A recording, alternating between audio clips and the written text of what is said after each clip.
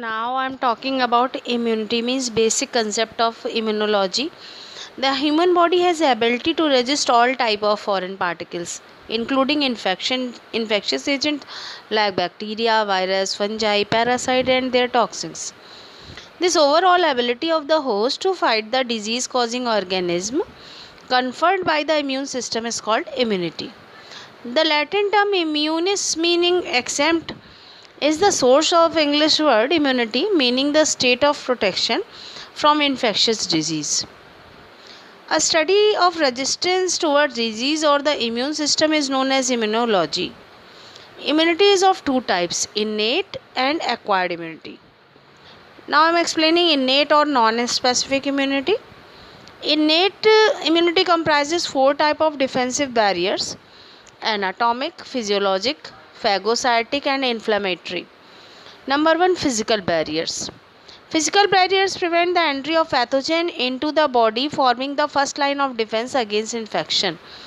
The skin and the surface mucous membrane form effective barriers to entry of most microorganisms.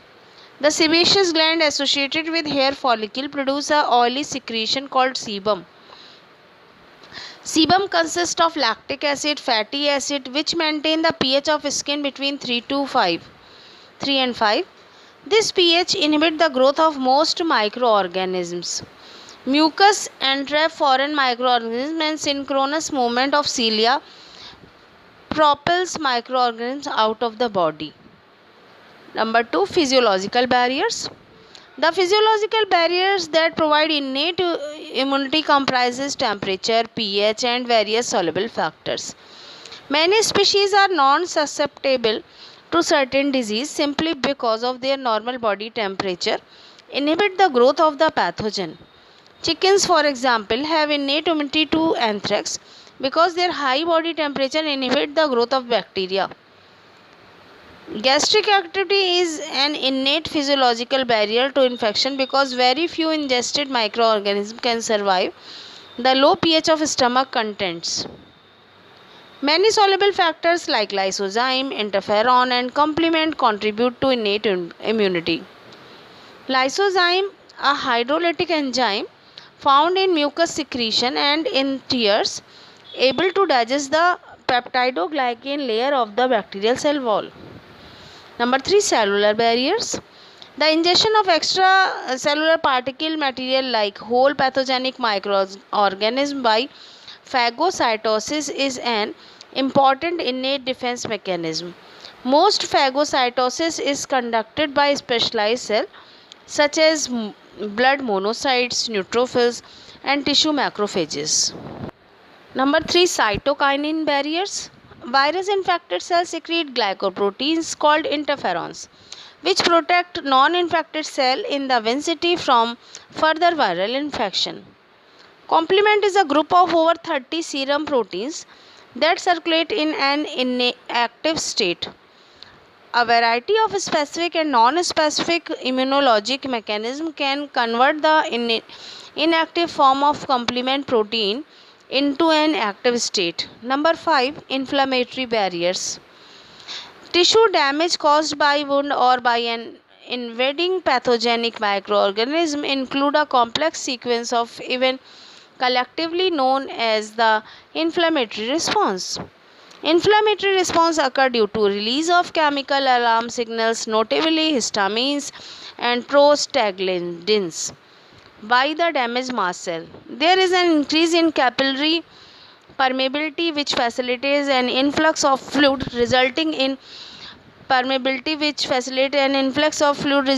edema. One of the principal mediators of the inflammatory response is histamine, a chemical released by a variety of cells in response to tissue injury. Another important group of inflammatory mediators include small peptide called kinins, normally present in blood plasma.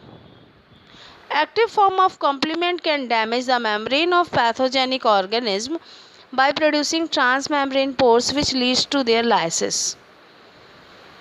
Second one is acquired or specific immunity. Acquired immunity, also known as adaptive or specific immunity. It is capable of recognizing and selectively eliminating specific microorganisms and molecules, that is foreign antigens. Acquired immunity is found only in vertebrates.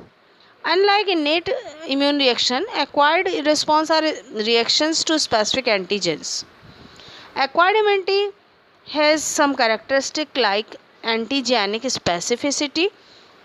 It permits the immune system to distinguish suitable differences among antigens. Second one is diversity. The immune system is capable of generating tremendous diversity in its recognition molecules, allowing to recognize billions of uniquely different structure of foreign antigens. Third one is immunologic memory. Once the immune system has recognized a response to an antigen, it exhibits immunologic memory. That is, a second encounter with the same antigen includes a heightened state of immune reactivity. Fourth one, self or non-self recognition. The immune system normally responds only to foreign antigen, indicating that it is capable of self or non-self recognition. The ability of immune system to distinguish self from non-self and respond only to non-self molecules is essential.